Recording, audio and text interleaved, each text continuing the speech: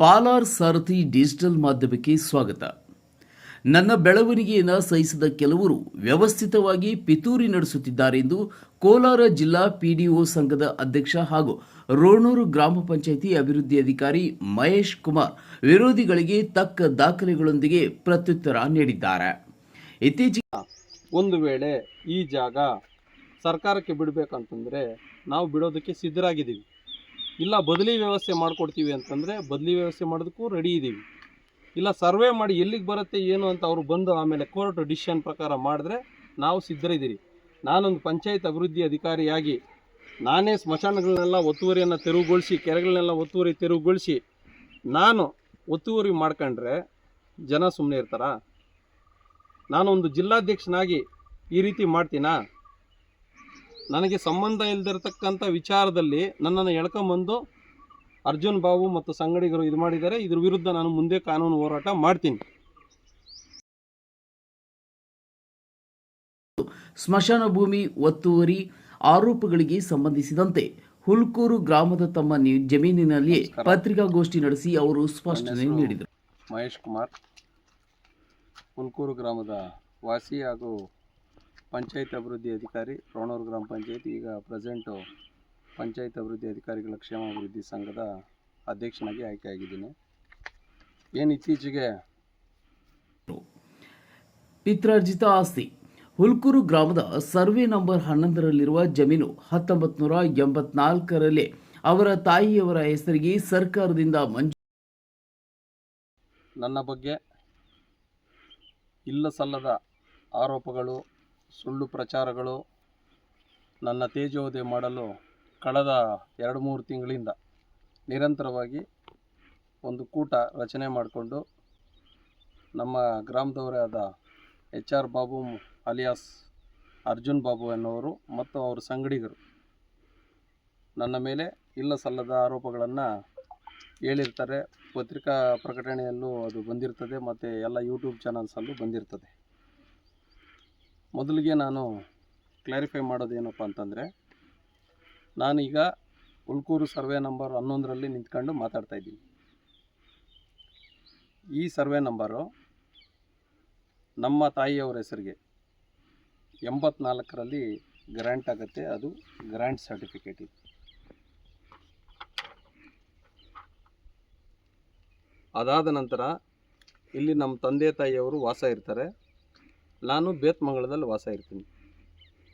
ನಾನಿಲ್ಲಿ 15 ದಿವಸಕ್ಕೋ ತಿಂಗಳಿಗೋ ಒಂದು ಸರ್ತಿ ಬಂದು ನಮ್ಮ ತಂದೆಯನ್ನು ತಾಯಿನ ಆರೋಗ್ಯ ವಿಚಾರಣೆ ಮಾಡಿಕೊಂಡು ಹೋಗ್ತಾ ಇರ್ತೀನಿ. ನಾನೇನು ಇಲ್ಲಿ ವಾಸ ಇಲ್ಲ. ಅವರು ಆಮೇಲೆ ಪಂಚಾಯಿತಿಯಲ್ಲಿ ಈ ಖಾತೆ ಮಾಡಿಸ್ಕೊಂಡಿದ್ದಾರೆ. ಇದು ಈ ಖಾತೆ ಆಗಿರ್ತಕ್ಕಂಥ ದಾಖಲೆ. ಆಮೇಲೆ NOC ಲೈಸೆನ್ಸು ಎಲ್ಲ ಪಡ್ಕೊಂಡಿರ್ತಾರೆ.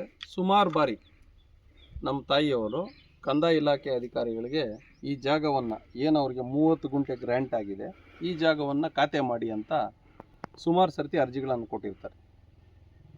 ಕಂದಾಯ ಇಲಾಖೆ ಅಧಿಕಾರಿಗಳು ಮಾಡ್ತೀವಂತೂ ಕೊಡಲ್ಲ, ಮಾಡಲ್ಲಂತೂ ಕೊಡಲ್ಲ. ಆಗ ನಮ್ಮ ತಾಯಿಯವರು ಏನು ಮಾಡ್ತಾರೆ, 2024ರಲ್ಲಿ AC ಕೋರ್ಟಲ್ಲಿ ಕೇಸ್ ಹಾಕ್ಕೊಳ್ತಾರೆ. ಪ್ರಕರಣ ಸಂಖ್ಯೆ 468 2024ರಲ್ಲಿ AC ಕೋರ್ಟಲ್ಲಿ ಕೇಸ್ ಹಾಕ್ಕೊಳ್ತಾರೆ. AC ಕೋರ್ಟಲ್ಲಿ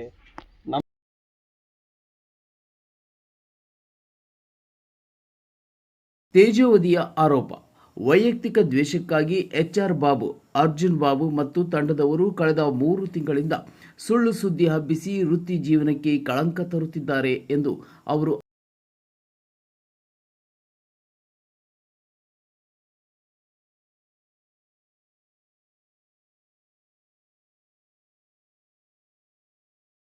ತಹಸೀಲ್ದಾರ್ ಅವರು ನಿಯಮಾನುಸಾರ ಸೂಕ್ತ ಕ್ರಮ ಕೈಗೊಂಡು ಅವ್ರಿಗೆ ಖಾತೆ ಮಾಡಬೇಕು ಅಂತ ಆರ್ಡರ್ ಮಾಡ್ತಾರೆ. ಅದಾದಮೇಲೆ ಮತ್ತೆ ನಮ್ಮ ತಾಯಿಯವರು ಅರ್ಜಿ ಕೊಡ್ತಾರೆ ತಹಸೀಲ್ದಾರ್ ಕಚೇರಿಗೆ, ಜಿಲ್ಲಾಧಿಕಾರಿಗಳ ಕಚೇರಿಗೆ. ಈ ರೀತಿ AC ಆರ್ಡರ್ ಮೇಲೆ ನಮಗೆ ಖಾತೆ ಮಾಡಿ, ನಾವು ಪೊಸಿಷನಲ್ಲಿದ್ದೀವಿ ಅಂತೇಳ್ಬಿಟ್ಟು ಕೊಡ್ತಾರೆ. ಆಗ ಕಂದಾಯ ಇಲಾಖೆ ಅಧಿಕಾರಿಗಳು ಇಲ್ಲ, ಇದು 2016ರಲ್ಲಿ ಏನೇನೆ ಅವರು ಆರೋಪ ಮಾಡುವಾಗ DK ರವಿ ಸಾಹೇಬರು ಹೆಸರು ತಗೊಬಂದರು, ಅದು ಶುದ್ಧ ಸುಳ್ಳು, ಸೆಂಟಿಮೆಂಟ್ ಕ್ರಿಯೇಟ್ ಮಾಡೋದಕ್ಕೆ ಆ ರೀತಿ ಮಾತಾಡ್ತಾರೆ. ಈ ಆರ್ಡರ್ ಮಾಡಿದ್ದು ತ್ರಿಲೋಕ್ ಚಂದ್ರ ಸಾಹೇಬರು. ಆಗ DC ಆಗಿರ್ತಕ್ಕಂಥವರು ತ್ರಿಲೋಕ್ ಚಂದ್ರ ಸಾಹೇಬರು. ಇಲ್ಲಿದೆ ನೋಡಿ, ಡಾಕ್ಟರ್ KV ತ್ರಿಲೋಕಚಂದ್ರ, ಭಾರತ ಆಡಳಿತ ಸೇವೆ, ಇವರು ಆರ್ಡರ್ ಮಾಡ್ತಾರೆ. ಸರ್ವೆ ನಂಬರ್ 11 ಹುಲ್ಕೂರು, 1 ಎಕರೆ 34 ಗುಂಟೆ ಗೋಮಾಳ, ಇದನ್ನು ಸ್ಮಶಾನಕ್ಕೆ ಅಂತ ಆರ್ಡರ್ ಮಾಡ್ತಾರೆ.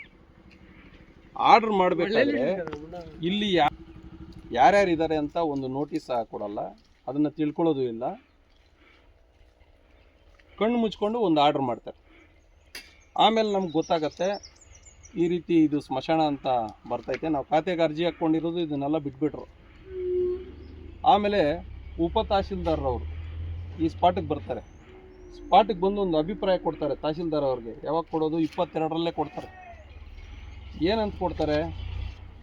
ಇಲ್ಲಿ ಇದನ್ನೆಲ್ಲ ಪರಿಶೀಲನೆ ಮಾಡಿ ಮೇಲ್ನೋಟಕ್ಕೆ ಇದರಲ್ಲಿ ಪ್ರಸ್ತಾಪಿತ ಜಮೀನು ಮಧ್ಯೆ ಭಾಗದಲ್ಲಿ ಬೇತ್ಮಂಗ್ಲ ಅಂಗಳ ಕಡೆ ಹೋಗುವ ರಸ್ತೆ, ಡಾಂಬಾರ್ ರಸ್ತೆ ಹಾದು ಹೋಗಿದ್ದು, ಸದರಿ ಜಮೀನಿಗೆ ಕೆರೆಕಟ್ಟೆ ಸಹ ಇದ್ದು, ಹುಲ್ಕೂರು ಗ್ರಾಮಕ್ಕೆ 1 ಕಿಲೋಮೀಟರ್ ದೂರದಲ್ಲಿದ್ದು, ಸ್ಮಶಾನ ಉದ್ದೇಶಕ್ಕಾಗಿ ಕಾಯ್ದಿರಿಸಲಾಗಿರುವ ಪ್ರಸ್ತಾಪಿತ ಜಮೀನು ಉದ್ದೇಶಕ್ಕೆ ಬಳಕೆಗೆ ಯೋಗ್ಯವಾಗಿರುವುದಿಲ್ಲ ಅಂತ ರಿಪೋರ್ಟ್ ಕೊಡ್ತಾರೆ.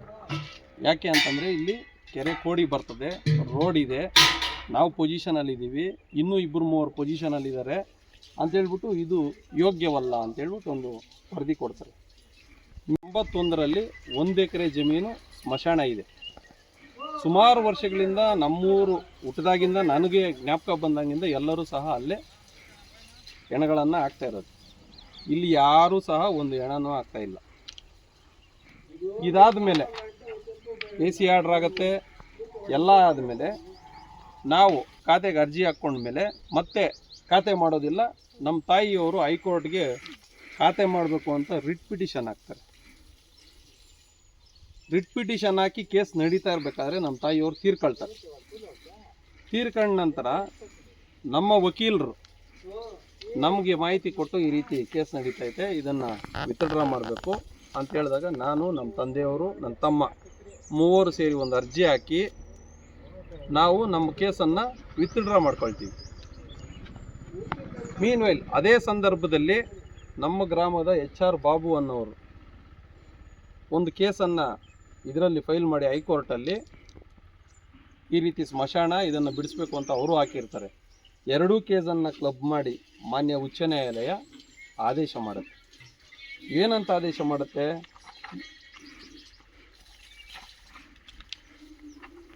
Tahsildar to implement the order passed in RF 468/2024 and dispose with the direction to examine the genuineness of ಹಕ್ಕುಪತ್ರ ಅಂತದ್ದು. ಆಮೇಲೆ ನಾವು ಕೇಳ್ಕೊಂಡಿರ್ತೀವಿ, ನಮ್ಮ ತಾಯಿಯವರು ತೀರ್ಕೊಂಡಿರೋದ್ರಿಂದ ನಾವು ಮತ್ತೊಂದು ಫ್ರೆಶ್ ಕೇಸ್ ಹಾಕ್ತೀವಿ ಅಂತ ಹೇಳ್ಬಿಟ್ಟು ಕೇಳ್ಕೊಳ್ತೀವಿ. ಅದನ್ನು ಕರ್ನಾಟಕ ಅಪಿಲೆಂಟ್ ಟ್ರಿಬ್ಯುನಲ್ ಅಲ್ಲಿ ಹಾಕ್ಕೋಬೇಕು ಅಂತ ಹೇಳ್ಬಿಟ್ಟು ನಮಗೆ ಲಿಬರ್ಟಿ ಕೊಡುತ್ತೆ, ಸ್ವಾತಂತ್ರ್ಯ ಕೊಡುತ್ತೆ ಕೋರ್ಟು. ಇದನ್ನೆಲ್ಲ ಮುಚ್ಚಿಡ್ತಾರೆ. ಹೇಳುವಾಗ ಪತ್ರಿಕಾ ಪ್ರಕಟಣೆಯಲ್ಲಿ ಮತ್ತು ಪತ್ರಿಕೆಗಳಿಗೆ ಹೇಳುವಾಗ ಇದನ್ನೆಲ್ಲ ಮುಚ್ಚಿಡ್ತಾರೆ. ಇದಾದ ಮೇಲೆ ನಾನು ಮತ್ತೆ ಕೇಸ್ ಫೈಲ್ ಮಾಡ್ತೀನಿ. ನನ್ನ ಹೆಸರಲ್ಲಿ ಕಲ್ಯಾಣ್ ಕುಮಾರ್, ನಮ್ಮ ತಂದೆ ಮಹೇಶ್ ಕುಮಾರ್, ಸತೀಶ್, ನಾವು 3 ಸೇರಿ, ಏನು ನಮ್ಮ ತಾಯಿಗೆ ವಾರಸುದಾರ ಇರ್ತೀರಿ, ನಾವು 3 ಸೇರಿ ಕರ್ನಾಟಕ ಅಪಿಲೆಂಟ್ ಟ್ರಿಬ್ಯುನಲ್ ಇಲ್ಲಿ ದಿನಾಂಕ 23/12/25 ಕೇಸನ್ನು ಫೈಲ್ ಮಾಡ್ತೀರಿ. ಮಾನ್ಯ ನ್ಯಾಯಾಲಯ ನಮಗೆ ಸ್ಟೇ ಕೊಡುತ್ತೆ. ಆ ಸ್ಟೇ ಕಂಟಿನ್ಯೂ ಆಗಿದೆ, ಕೇಸು ಈಗ ಚಾಲ್ತಿಯಲ್ಲಿದೆ. ಈ ವಿಚಾರವನ್ನು ನಾನು ಮಾನ್ಯ EO ಅವರಿಗೆ, ಮಾನ್ಯ ತಹಶೀಲ್ದಾರ್ ಅವರಿಗೆ, ಈಗಲೂ ಸಹ ಕೇಸು ಚಾಲ್ತಿಯಲ್ಲಿದೆ. ಈ ಪ್ರಕರಣ ಮುಕ್ತಾಯ ಆದ ನಂತರ ಒಂದು ವೇಳೆ ಈ ಜಾಗ ಸರ್ಕಾರಕ್ಕೆ ಬಿಡಬೇಕಂತಂದರೆ ನಾವು ಬಿಡೋದಕ್ಕೆ ಸಿದ್ಧರಾಗಿದ್ದೀವಿ. ಇಲ್ಲ ಬದಲಿ ವ್ಯವಸ್ಥೆ ಮಾಡಿಕೊಡ್ತೀವಿ ಅಂತಂದರೆ ಬದಲಿ ವ್ಯವಸ್ಥೆ ಮಾಡೋದಕ್ಕೂ ರೆಡಿ ಇದ್ದೀವಿ. ಇಲ್ಲ ಸರ್ವೆ ಮಾಡಿ ಎಲ್ಲಿಗೆ ಬರುತ್ತೆ ಏನು ಅಂತ ಅವರು ಬಂದು ಆಮೇಲೆ ಕೋರ್ಟ್ ಡಿಸಿಷನ್ ಪ್ರಕಾರ ಮಾಡಿದ್ರೆ ನಾವು ಸಿದ್ಧರಿದ್ದೀರಿ. ನಾನೊಂದು ಪಂಚಾಯತ್ ಅಭಿವೃದ್ಧಿ ಅಧಿಕಾರಿಯಾಗಿ ನಾನೇ ಸ್ಮಶಾನಗಳನ್ನೆಲ್ಲ ಒತ್ತುವರಿಯನ್ನು ತೆರವುಗೊಳಿಸಿ, ಕೆರೆಗಳನ್ನೆಲ್ಲ ಒತ್ತುವರಿ ತೆರವುಗೊಳಿಸಿ ನಾನು ಒತ್ತುವರಿ ಮಾಡ್ಕೊಂಡ್ರೆ ಜನ ಸುಮ್ಮನೆ ಇರ್ತಾರಾ? ನಾನೊಂದು ಜಿಲ್ಲಾಧ್ಯಕ್ಷನಾಗಿ ಈ ರೀತಿ ಮಾಡ್ತೀನಾ? ನನಗೆ ಸಂಬಂಧ ಇಲ್ಲದಿರತಕ್ಕಂಥ ವಿಚಾರದಲ್ಲಿ ನನ್ನನ್ನು ಎಳ್ಕೊಂಬಂದು ಅರ್ಜುನ್ ಬಾಬು ಮತ್ತು ಸಂಗಡಿಗರು ಇದು ಮಾಡಿದ್ದಾರೆ. ಇದ್ರ ವಿರುದ್ಧ ನಾನು ಮುಂದೆ ಕಾನೂನು ಹೋರಾಟ ಮಾಡ್ತೀನಿ. ರೆವಿನ್ಯೂ ಆಫೀಷಿಯಲ್ಸು ಏನು ಡೈರೆಕ್ಷನ್ಸ್ ಕೊಡ್ತಾರೆ ನಾವು ಅದಕ್ಕೆ ಬದ್ಧರಾಗಿದ್ದೀವಿ, ನಾವಿಲ್ಲ ಅಂತೇಳಿಲ್ಲ. ಇಲ್ಲ ನಮ್ಮ ಗ್ರಾಮದವರೆಲ್ಲ ಬಂದು ಏನಾದರೂ ಒಂದು ನ್ಯಾಯ ತೀರ್ಮಾನ ಮಾಡಿದ್ರೆ ಅದಕ್ಕೂ ನಾನು ಬದ್ಧನಾಗಿದ್ದೀನಿ. ಊರಿಗಿಂತ ದೊಡ್ಡವನಲ್ಲ ನಾನು. ಆಮೇಲೆ ಈಗ ಏನು ಆರೋಪ ಮಾಡ್ತಾ ಇದ್ದಾರೆ ಆ ಪೇಪರ್ಗಳಲ್ಲೆಲ್ಲ ಇದ್ದಾರಲ್ಲ, ಅವರೇ ಒತ್ತುವರಿ ಮಾಡ್ಕೊಂಡಿದ್ದಾರೆ. ಇದು ಸರ್ವೆ ರೆಕಾರ್ಡ್ಸಲ್ಲೇ ಇದೆ.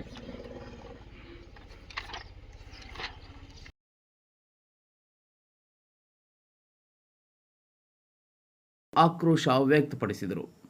ತಮ್ಮ ವಿರುದ್ಧ ಸುಳ್ಳು ದೂರು ನೀಡುತ್ತಿರುವವರ ವಿರುದ್ಧ ಈಗಾಗಲೇ ಬೇತಮಂಗಲ ಪೊಲೀಸ್ ಠಾಣೆಯಲ್ಲಿ ದೂರು ದಾಖಲಿಸಲಾಗಿದ್ದು, ಮುಂದಿನ ದಿನಗಳಲ್ಲಿ ಮಾನನಷ್ಟ ಮೊಕದ್ದಮೆ ಹೂಡುವುದಾಗಿ ಮಹೇಶ್ ಕುಮಾರ್ ಎಚ್ಚರಿಕೆ ನೀಡಿದ್ದಾರೆ. 6/3/23ಕ್ಕೆ ಇಲ್ಲಿ ಸರ್ವೆ ಆಗತ್ತೆ. ಮೋಲಾ ಖಾನ್ ಅಂತ ಇವರು ತಾಲೂಕು ಸರ್ವೇಯರ್, ಉಪ ತಹಶೀಲ್ದಾರ್ ಧರ್ಮೇಂದ್ರ ಪ್ರಸಾದ್, RI ಮುನೇಂಟಸ್ವಾಮಿ ಮತ್ತು ಮಲ್ಕಪ್ಪ VA ಇಷ್ಟೂ ಜನ ಬಂದು ಗ್ರಾಮ ಪಂಚಾಯತಿ PDO, ಸೆಕ್ರೆಟ್ರಿ, ಗ್ರಾಮಸ್ಥರ ಸಮಕ್ಷಮದಲ್ಲಿ ಸರ್ವೆ ಮಾಡ್ತಾರೆ. ಸರ್ವೆ ರಿಪೋರ್ಟ್ ಕೊಡ್ತಾರೆ. ಇದೆಲ್ಲ ನಾನು ಮಾಹಿತಿ ಹಕ್ಕಲ್ಲಿ ತಗೊಂಡಿರೋದು. ಈ ಬಣ್ಣದಿಂದ ಕೂಡಿರುವ 26 ಗುಂಟೆಯಲ್ಲಿ ಏನು 1 ಎಕರೆ 34 ಗುಂಟೆ ಮಹೇಶ್ ಕುಮಾರ್ ಒತ್ತುವರಿ ಮಾಡ್ಕೊಂಡಿದ್ದಾರೆ ಅಂತ ಹೇಳ್ತಾ ಇದ್ದಾರಲ್ಲ, ಇದು ಸುಳ್ಳು ಅನ್ನೋದಕ್ಕೆ ನೋಡಿ ಇಲ್ಲಿ. ಈ ಬಣ್ಣದಿಂದ ಗುರುತಿಸಿರೋ ಪ್ರದೇಶದಲ್ಲಿ 26 ಗುಂಟೆ ಇರುತ್ತದೆ.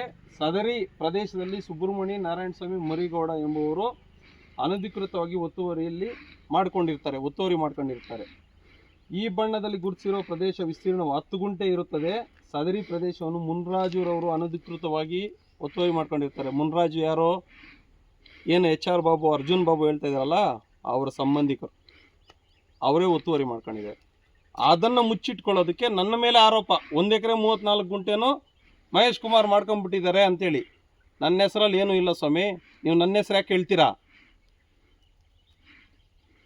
ಅದಾದ ನಂತರ ಈ ಬಣ್ಣದಿಂದ ಗುರುತಿಸಿರುವ ಪ್ರದೇಶದಲ್ಲಿ 8 ಗುಂಟೆ ಇರುತ್ತದೆ. ಸದರಿ ಜಾಗದಲ್ಲಿ ಕೆರೆ ಕೋಡಿ ಮತ್ತು ರಸ್ತೆ ಇರುತ್ತದೆ. ಈ ಕೆರೆ ಕೋಡಿ ಮತ್ತು ರಸ್ತೆ ಇರ್ತದೆ. ಉಳಿದ 30 ಗುಂಟೆ ಜಮೀನಲ್ಲಿ ರಾಜೇಶ್ವರಿ ಕಲ್ಯಾಣ್ ಕುಮಾರ್ ಅವರು ಇರುತ್ತಾರೆ. ಒತ್ತುವರಿ ಮಾಡ್ಕೊಂಡಿರ್ತಾರೆ ಅಂತ ಹೇಳಿಲ್ಲ, ಅವರು ಇರುತ್ತಾರೆ ಅಂತ ಹೇಳಿದ್ದಾರೆ. ಇಷ್ಟೆಲ್ಲ ಇದ್ಕೊಂಡು ನನ್ನನ್ನು ತೇಜೋವಧೆ ಮಾಡೋದಕ್ಕೆ, ನನ್ನ ಬೆಳವಣಿಗೆ ನಮ್ಮ ಗ್ರಾಮದಲ್ಲಿ ನಾನೊಂದು ಜಿಲ್ಲಾ ಮಟ್ಟದಲ್ಲಿ ಗುರ್ಸ್ಕೊಂಡಿದ್ದೀನಿ, ರಾಜ್ಯ ಮಟ್ಟದಲ್ಲಿ ಗುರ್ಸ್ಕೊಂಡಿದ್ದೀನಿ ಅಂತೇಳಿ ಕೆಟ್ಟ ಹೆಸರು ತರೋದಕ್ಕೆ ಪ್ರತಿದಿನ ಇವರು ಮಾನಸಿಕ ಹಿಂಸೆ, ಮಾನಸಿಕ ಕಿರುಕುಳ, ಪ್ರಾಣ ಬೆದರಿಕೆ ಹಾಕೋದು ಇವೆಲ್ಲ ಮಾಡ್ತಾಯಿದ್ದಾರೆ. ನಾನು ಇದ್ರ ಬಗ್ಗೆ ಈಗಾಗಲೇ ಸ್ಟೇಷನಲ್ಲಿ ಕಂಪ್ಲೇಂಟ್ ಕೊಟ್ಟಿದ್ದೀನಿ. ಮುಂದಿನ ಕಾನೂನು ಹೋರಾಟ ನಾನು ಮಾಡ್ತೀನಿ. ಏನೇ ಇದ್ರೂ ಕಂದಾಯ ಅಧಿಕಾರಿಗಳು ಅವ್ರು ಏನು ಹೇಳ್ತಾರೋ, ನ್ಯಾಯಾಲಯ ಮುಖ್ಯವಾಗಿ ಕೋರ್ಟಲ್ಲಿ ಕೇಸ್ ನಡೀತಾ ಇದೆ, ಇದು ಸ್ಟೇ ಇದೆ. ನ್ಯಾಯಾಲಯದ ಆದೇಶ ಬಂದ ನಂತರ ನಾನು ಅದಕ್ಕೆ ಬದ್ಧನಾಗಿರ್ತೀನಿ. ಇವತ್ತು ನಿಮ್ಮ ಮುಂದೆ ಹೇಳ್ತಾ ಇದ್ದೀನಿ, ಪತ್ರಿಕೆಗಳ ಮುಂದೆ ಹೇಳ್ತಾ ಇದ್ದೀನಿ, ನ್ಯಾಯಾಲಯಕ್ಕಿಂತ ದೊಡ್ಡವ್ರು ಯಾರೂ ಇಲ್ಲ. ನಾವು ಅದಕ್ಕೆ ಗೌರವ ಕೊಡಬೇಕು, ಗೌರವ ಕೊಡ್ತೀವಿ. ಕೋರ್ಟಲ್ಲಿ ಇತ್ಯರ್ಥ ಆದಮೇಲೆ ಅದು ಏನಿದೆಯೋ ಅದಾಗಲಿ. ಹೈಕೋರ್ಟಲ್ಲಿ ನಮಗೆ ಲಿಬರ್ಟಿ ಕೊಟ್ಟಿದ್ದಾರೆ, ನೀವು ಇನ್ನೊಂದು ಕೇಸ್ ಹಾಕ್ಕೊಳ್ಳಿ ಅಂತ. ಅದ್ರ ಪ್ರಕಾರ ನಾವು ಹಾಕಿದ್ದೀವಿ, ಸ್ಟೇ ತಂದಿದ್ದೀವಿ. ಕೋರ್ಟಲ್ಲಿ ಕೇಸ್ ನಡೀಲಿ, ಅದೇನಿದ್ರೆ ಅದಾಗಲಿ, ಅದಕ್ಕೆ ನಾವು ಭದ್ರಾಗಿರ್ತೀವಿ ಅಂತ ಹೇಳ್ತಾ, ಇನ್ನು ಮುಂದೆ ನನ್ನ ವಿರುದ್ಧ ಹೇಳಿಕೆಗಳು ಕೊಡೋದಾಗಲಿ, ನನಗೆ ಹಿಂಸೆ ಕೊಡೋದಾಗಲಿ ಮಾಡಿದ್ರೆ ನಾನು ಮುಂದಿನ ಕಾನೂನು ಹೋರಾಟ ಮಾಡ್ತೀನಿ ಅಂತ ಎಚ್ಚರಿಕೆ ಕೊಡ್ತಾ ನನ್ನ ಮಾತನ್ನು ಮುಗಿಸ್ತೀನಿ. ನಮಸ್ಕಾರ. ಈಗಾಗಲೇ ಮಹೇಶ್ ಕುಮಾರ್ ಅವರು ಕೂಲಂಕುಷವಾಗಿ ಈ ಸರ್ವೆ ನಂಬರ್ 11ರಲ್ಲಿ 30 ಗುಂಟೆ ವಿಚಾರವಾಗಿ ಮಾತ್ರ. ಯಾಕೆಂದರೆ ಸರ್ವೆ ನಂಬರ್ 11ರಲ್ಲಿ 1 ಎಕರೆ 34 ಗುಂಟೆ ಇದೆ. 1 ಎಕರೆ 34 ಗುಂಟೆಯನ್ನು ಯಾವ ರೀತಿ ಗ್ರಾಂಟ್ ಆಗಿದೆ ಅಂತಲೂ ಹೇಳಿದರು. ಕಮಿಷನರ್ ಅವರು ಈ ಸೀರಿಯಲ್ ನಂಬರ್ 100ರಲ್ಲಿ ಸ್ಮಶಾನಕ್ಕೆ ಅಂತ ಗ್ರಾಂಟ್ ಮಾಡೋದು 2016ರಲ್ಲಿ. ಆದರೆ ಇದೇ ಜಮೀನಲ್ಲಿ ಅದೇ ಅಧಿಕಾರಿಗಳು ಸರ್ವೆ ನಂಬರ್ 11ರಲ್ಲಿ ಕೇವಲ 30 ಗುಂಟೆ ಮಾತ್ರ LNDRU 12/81/82 ಈ ಗ್ರಾಂಟ್ ನಂಬರಲ್ಲಿ 30 ಗುಂಟೆನ ಮೊದಲೇ ಮಂಜೂರು ಮಾಡಿರ್ತಾರೆ. 81, 82ರಲ್ಲಿ ಮಂಜೂರು ಮಾಡಿರ್ತಕ್ಕಂಥ ಜಮೀನನ್ನು ಬಿಟ್ಟು ಉಳಿಕೆ ಜಮೀನನ್ನು ಮಂಜೂರು ಮಾಡಬೇಕಾಗಿತ್ತು ಮಶಾನಕ್ಕೆ. ಆದರೆ ಅಧಿಕಾರಿಗಳು ಮೊದಲೇ ಮಂಜೂರು ಮಾಡಿರ್ತಕ್ಕಂಥ 30 ಗುಂಟೆಯನ್ನು ಸೇರಿಸಿ ಮತ್ತೆ ಮಾಡ್ತಾರೆ 2016ರಲ್ಲಿ. ಅಂದರೆ 30 ವರ್ಷಗಳ ನಂತರ ಮಾಡಿದ ನಂತರ ಕೂಡ ಮೊದಲಿಗೆ ಮಂಜೂರು ಮಾಡಿರ್ತಕ್ಕಂಥ ಶ್ರೀಮತಿ ರಾಜೇಶ್ವರಿ ಅವರಿಗೆ ಏನು ಮಂಜೂರು ಮಾಡಿರ್ತಾರೆ ಜಮೀನು, ಆ ಜಮೀನನ್ನು ಮಂಜೂರು ಮಾಡಿರೋದನ್ನು ಮಂಜೂರಾತಿಯನ್ನು ಎಲ್ಲೂ ರದ್ದು ಮಾಡಿಲ್ಲ, ಇದುವರೆಗೂ ಇಲ್ಲ. ಅದೇ ರೀತಿ ಅವ್ರು ಮಂಜೂರು ಮಾಡಿರ್ತಕ್ಕಂತಹ ಮಂಜೂರಾತಿ ಪತ್ರವನ್ನು ಕೂಡ ಎಲ್ಲೂ ಕೂಡ ಕ್ಯಾನ್ಸಲ್ಲೂ ಮಾಡಿಲ್ಲ. ಅದೇ ರೀತಿ ಮಾನ್ಯ AC ನ್ಯಾಯಾಲಯದಲ್ಲಿ ರಾಜೇಶ್ವರಿ ಅವರು 2024ರಲ್ಲಿ ಮಾನ್ಯ AC ಅವ್ರ ಮುಂದೆ ಸಲ್ಲಿಸಿರ್ತಕ್ಕಂತಹ ವಿಚಾರಣೆ ಟೈಮಲ್ಲಿ ಆ ದಾಖಲೆಗಳನ್ನು ಕೋರ್ಟ್ಗೆ ಕೊಡ್ತಾರೆ. ಕೋರ್ಟಲ್ಲಿ ಪರಿಶೀಲನೆ ಮಾಡಿದ ನಂತರ ಈ ವಾದ ಪ್ರತಿವಾದಗಳೆಲ್ಲನೆಲ್ಲ ಕೇಳಿದ ನಂತರನೇ ಕೋರ್ಟ್ನವರು ಆದೇಶ ಮಾಡ್ತಾರೆ, ನಿಮಗೆ ಮಾಡಿರ್ತಕ್ಕಂಥ 30 ಗುಂಟೆ ಏನಿದೆ ಅದು ಕರೆಕ್ಟಾಗಿದೆ ಅಂತಲೂ ಹೇಳ್ತಾರೆ. ಅವರ ಸ್ವಾಧೀನ ಅನುಭವದಲ್ಲಿರ್ತಕ್ಕಂತಹ ಅಂದರೆ 30-40 ವರ್ಷಗಳ ಕಾಲ ಅವರು ಸ್ವಾಧೀನದಲ್ಲಿ ವ್ಯವಸಾಯ ಮಾಡ್ಕೊಂಡು ಜೀವನ ಮಾಡ್ಕೊಂಡಿದ್ದರು. ಆ ಸ್ವತ್ತಿಗೆ ಸಂಬಂಧಿಸಿದಂತೆ ಮಾನ್ಯ ತಹಸೀಲ್ದಾರ್ ಅವರಿಗೆ ಮತ್ತು ಕಂದಾಯ ಅಧಿಕಾರಿಗಳಿಗೆ ಆದೇಶವನ್ನು ಮಾಡ್ತಾರೆ, ಅವ್ರಿಗೆ ಖಾತೆ ಮಾಡಿಕೊಡಿ ಅಂತ. ಅಂದರೆ AC ನ್ಯಾಯಾಲಯದಲ್ಲಿ ಆದಂತಹ ನ್ಯಾಯಾಲಯದ ಆಗಿಲ್ಲ. ಅದಾದ ನಂತರ ಅವ್ರಿಗೆ ತಿಳಿಯುವಂಥದ್ದು ಏನಂದರೆ, ಈ ಒಂದು ಸರ್ವೆ ನಂಬರ್ 11ರಲ್ಲಿ ಈ ಒಂದು ಏನು ಜಿಲ್ಲಾಧಿಕಾರಿಗಳು ಮತ್ತೆ 1 ಎಕರೆ 34 ಗುಂಟೆ ಮಾಡಿದ್ದಾರೆ ಅಂತ ಹೇಳಿದ್ಮೇಲೆ ಹೈಕೋರ್ಟ್ಗೆ ಹೋಗ್ತಾರೆ. ಅವರು ಹೈಕೋರ್ಟ್ನಲ್ಲಿ ಪರಿಶೀಲನೆ ಮಾಡಿ ಕೇಸನ್ನು ನಡೆಸುವಂಥ ಸಂದರ್ಭದಲ್ಲಿ ತೀರ್ಕೊಂಡ ನಂತರ ಅಲ್ಲಿ ಮುಂದಿನ ದಿನಗಳಲ್ಲಿ LR ಅಪ್ಲಿಕೇಶನ್ ಅಂತ ಹೇಳ್ತಾರೆ. ಅಂದರೆ ಆ ಒಂದು ಕುಟುಂಬದ ಸದಸ್ಯರನ್ನು ಕೋರ್ಟ್ಗೆ ಹಾಜರು ಮಾಡುವಂಥ ಪ್ರಕ್ರಿಯೆ ಬರ್ತದೆ. ಅಂಥ ಸಂದರ್ಭದಲ್ಲಿ ನಮ್ಮ ಮಹೇಶ್ ಕುಮಾರ್ ಅವರು, ಅವ್ರ ತಂದೆ ಕಲ್ಯಾಣ್ ಕುಮಾರ್ ಅವರು, ಅವ್ರ ತಮ್ಮ ಅವರನ್ನು LR ಅಪ್ಲಿಕೇಶನಲ್ಲಿ ಇಂಪ್ಲೀಡ್ ಆಗ್ತಾರೆ. ಗೌರವಾನ್ವಿತ ನ್ಯಾಯಾಧೀಶರು ಇದು ಇಲ್ಲಿ ಬರೋದಿಲ್ಲ ಅಂತ ಹೇಳಿದ ನಂತರ ಅದಕ್ಕೆ ಸಂಬಂಧಿಸಿದಂತಹ ಈ ಕರ್ನಾಟಕ ನ್ಯಾಯಾಧಿಕರಣ ಪ್ರಾಧಿಕಾರ ಅಂತ ಏನು ಹೇಳ್ತೀವಿ, KAT ಅಂತ ಹೇಳ್ತೀವಿ, ಆ ಒಂದು ನ್ಯಾಯಾಧಿಕರಣದಲ್ಲಿ ತಮ್ಮ ಹಕ್ಕನ್ನು ಮಂಡಿಸಿ ತಾವು ಆದೇಶ ಪಡ್ಕೋಬೇಕು ಅಂತ ನಿರ್ದೇಶನ ಮಾಡ್ತಾರೆ. ಆ ನಿರ್ದೇಶನದ ಪ್ರಕಾರ ಅವರು KAT ನಂಬರ್ 518/25 ಇದು ಸಲ್ಲಿಸಿ ದಿನಾಂಕ 23/12/2025 ಅಂದರೆ 23/12/25ಕ್ಕೆ ಇಮಿಡಿಯೇಟಾಗಿ ವಿತಿನ್ 1 ವೀಕಲ್ಲಿ ಸ್ಟೇ ಆರ್ಡರ್ ತಗೋತಾರೆ. ಅದು ಇನ್ನೂ ಕ್ಯಾನ್ಸಲ್ ಆಗಿಲ್ಲ, ಅದು ಚಾಲ್ತಿಯಲ್ಲಿದೆ ಪ್ರಕರಣ. ಅಂದರೆ ಯಾವುದೇ ಒಂದು ನ್ಯಾಯಾಲಯದಿಂದ ಪೂರ್ತಿಯಾದಂತಹ ಆದೇಶ ಎಲ್ಲೂ ಆಗಿಲ್ಲ. ಅದೇ ರೀತಿ ಶ್ರೀಮತಿ ರಾಜೇಶ್ವರಿ ಅವರಿಗೆ 28/7/1984ರಲ್ಲಿ ಏನೋ ಆದೇಶ ಆಗಿದೆ, ಮಂಜೂರಾಗಿದೆ. AC ಕೋರ್ಟ್ನಲ್ಲಿ ಮಾನ್ಯ ತಹಸೀಲ್ದಾರ್ ಅವ್ರ ಕಡೆಯಿಂದ ಏನು ಮಂಜೂರಾಗಿದೆ 30 ಗುಂಟೆ, ಆ 30 ಗುಂಟೆ ಮಂಜೂರಾಗಿರೋದನ್ನು ಎಲ್ಲೂ ರದ್ದು ಮಾಡಿಲ್ಲ, ಇದುವರೆಗೂ ಮಾಡಿಲ್ಲ. ಹಾಗಾಗಿ ರದ್ದಾಗದೇ ಇರತಕ್ಕಂಥ ಸಂದರ್ಭದಲ್ಲಿ ಮಂಜೂರಾಗಿಲ್ಲ ಅಂತ ಹೇಳೋದಕ್ಕೂ ಬರೋದಿಲ್ಲ. ಒಂದು ಅಕಸ್ಮಾತು ನಕಲಿ ದಾಖಲೆ ಸೃಷ್ಟಿ ಮಾಡಿದರೆ ಮಾನ್ಯ AC ನ್ಯಾಯಾಲಯದಲ್ಲಿ ಅವರೇ ಸಲ್ಲಿಸ್ತಾರೆ ದಾವೆ. ಸಲ್ಲಿಸಿದಾಗ ಕೋರ್ಟೇ ಹೇಳಬೇಕಾಗಿತ್ತು, ಇದು ಡೂಪ್ಲಿಕೇಟ್ ಡಾಕ್ಯುಮೆಂಟ್ಸು ನೀವು ಕ್ರಿಯೇಟ್ ಮಾಡಿಬಿಟ್ಟಿದ್ದೀರಾ ಅಥವಾ ನೀವು ಇದನ್ನು ಫೇಕ್ ಮಾಡಿದ್ದೀರಾ ಅಂತ ಮಾನ್ಯ AC ಅವರು ಗುರುತಿಸಬೇಕಾಗಿತ್ತು. ಕೋರ್ಟ್ಗೆ ಡಾಕ್ಯುಮೆಂಟ್ ಕೊಟ್ಟರಲ್ವ, ಕೋರ್ಟಲ್ಲೂ ಕೂಡ ಅದ್ರ ಬಗ್ಗೆ ಇಲ್ಲ, ಖಾತೆ ಮಾಡಿ ಅಂತಲೇ ಆದೇಶ ಮಾಡಿರೋದು. ಈಗೆಲ್ಲ ಇರುವಂಥ ಸಂದರ್ಭದಲ್ಲಿ, ಈಗೆಲ್ಲ ಏನೆಲ್ಲ ಆರೋಪಗಳು ಬರ್ತಾ ಇರ್ತಕ್ಕಂಥ ಸಂದರ್ಭದಲ್ಲಿ ಮಹೇಶ್ ಕುಮಾರ್ ಅವರು ಇಲ್ಲಿ ವಾಸ ಮಾಡ್ತಾ ಇಲ್ಲ, ಒಂದು ಬೇತ್ಮಂಗಲ ಗ್ರಾಮದಲ್ಲಿ. ಈ ಸ್ಥಳ ಮಂಜೂರಾಗಿರ್ತಕ್ಕಂಥದ್ದು, ಈ ಸ್ಥಳದ ಮಾಲೀಕರು ಶ್ರೀಮತಿ ರಾಜೇಶ್ವರಿ ಅವರು. ಆ ರಾಜೇಶ್ವರಿ ಅವ್ರನ್ನ ಪ್ರಶ್ನೆ ಮಾಡಬೇಕಾಗಿತ್ತು, ಅಥವಾ ಅವ್ರು ಮಾಡ್ಕೊಂಡಿರೋದು ಸರಿ ಇಲ್ಲ ಅಂತಲೂ ಇನ್ನೊಂದೊಂದು ಹೇಳಬೇಕಾಗಿತ್ತು. ಆದರೆ ಇಲ್ಲಿ ಆರೋಪ ಆಗ್ತಾ ಇರ್ತಕ್ಕಂಥದ್ದು, ಪತ್ರಿಕೆಗಳಲ್ಲಿ ಮಾಧ್ಯಮಗಳಲ್ಲಿ ಬರ್ತಾ ಇರ್ತಕ್ಕಂಥದ್ದು ಮಹೇಶ್ ಕುಮಾರ್ ಅಂತ. ಅಂದರೆ ಅವ್ರ ಮಗನಾಗಿ ಹುಟ್ಟಿರೋದೇ ತಪ್ಪ, ಇವರು ಅಧಿಕಾರಿಯಾಗಿರೋದು ತಪ್ಪ ಅನ್ನೋದನ್ನು ಪ್ರಶ್ನೆ ಮಾಡಬೇಕಾಗತ್ತೆ. ಮತ್ತೆ ಇನ್ನೊಂದೇನಪ್ಪ ಅಂದರೆ, ಪದೇ ಅವರ ಅಧಿಕಾರಿಗಳಿಗೆ ಕಂಪ್ಲೇಂಟ್ಸನ್ನು ಕೊಡೋದು, ದೂರುಗಳನ್ನು ಕೊಡೋದು, ಇಲ್ಲೇ ಸಲ್ಲದ ಆರೋಪಗಳನ್ನು ಮಾಡೋದು, ಅವರಿಗೆ ವೈಯಕ್ತಿಕ ಜೀವನದಲ್ಲಿ ಒಂದು ತೇಜೋವಧೆ ಮಾಡೋದು, ವೃತ್ತಿ ಜೀವನದಲ್ಲಿ ತೊಂದರೆ ಮಾಡೋದು, ಇದೆಲ್ಲ ಕೂಡ ನಿರಂತರವಾಗಿ ನಡೀತಾ ಇದೆ. ಆ ಬಗ್ಗೆ ಅವರು ಸಮಜಾಯಿಷಿಯನ್ನು ಕೊಡ್ತಾ ಎಲ್ಲ ದಾಖಲೆಗಳೊಂದಿಗೆ ಈಗಾಗಲೇ ಒಂದು ಪೊಲೀಸ್ ಕಂಪ್ಲೇಂಟನ್ನು ಕೊಟ್ಟಿದ್ದಾರೆ. ಆ ಬಗ್ಗೆ NCR ನಂಬರ್ 78/26 ಬೇತ್ಮಂಗಲ ಪೊಲೀಸ್ ಠಾಣೆಯಲ್ಲಿ ಮಾನನಷ್ಟ ಮೊಕದ್ದಮೆಯನ್ನು ಹೂಡಿದ್ದಾರೆ. ನಮ್ಮ ಕಕ್ಷಿದಾರರು ಈಗಾಗಲೇ ಅವರಿಗೆ ಮಾನ ಎಷ್ಟು ಹರಾಜಾಗಿದೆ ಅನ್ನೋದ್ರ ಬಗ್ಗೆ ಎಲ್ಲ ಪ್ರತಿಗಳನ್ನು ನೀಡಿದ್ದಾರೆ. ಅದೇ ರೀತಿ ಈ ಏನು ಯೂಟ್ಯೂಬ್ ಚಾನೆಲ್ಗಳಲ್ಲಿ ಯಾರೆಲ್ಲ ಅವ್ರಿಗೆ ಅವಮಾನ ಮಾಡಿದ್ದಾರೆ, ಯಾವ ರೀತಿಯಾಗಿ ಅವಮಾನ ಆಗಿದೆ ಅನ್ನೋದ್ರ ಬಗ್ಗೆ ಕೂಡ ದಾಖಲೆಗಳನ್ನು ಕೊಟ್ಟಿದ್ದಾರೆ.